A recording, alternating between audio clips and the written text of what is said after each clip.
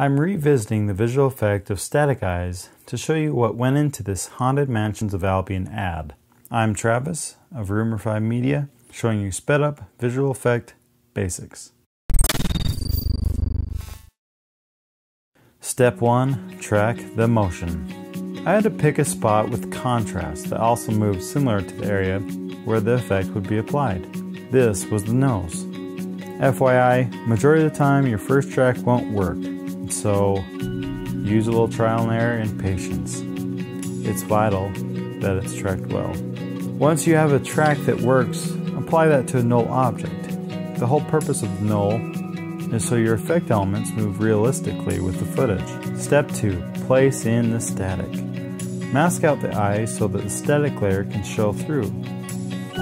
Now this is where you use the mask tracker so that the static follows the eye all the way from the eye being closed to it being opened.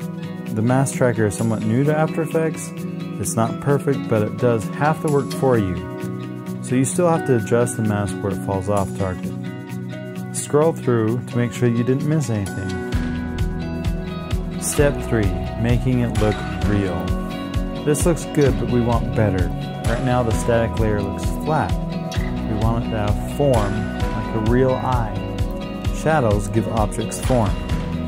So to add a shadow, I created a green layer to be a matte, and another layer set as a shadow. To save time, I copy and pasted the original eye mask to this green matte. I masked out the shadow layer on the side I don't want the shadow to be on, the bottom of the eye.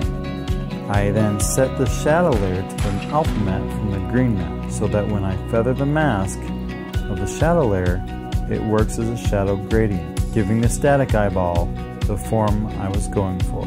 It's important to have in mind your visual effect when you're filming, and knowing how to film it in such a way to make it easier for you in post.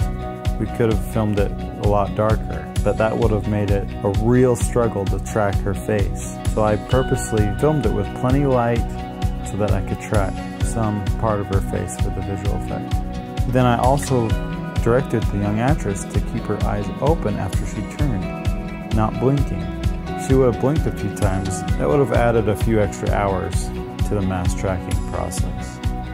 So these last two steps, the mask tracker and the alpha matte, you will simply repeat for the other eye. I hope you enjoyed this sped up tutorial and that you learned how to use the tracker, the mask tracker, and the alpha matte to make something cool and real. I'm Travis, and this has been your sped up visual effect tutorial.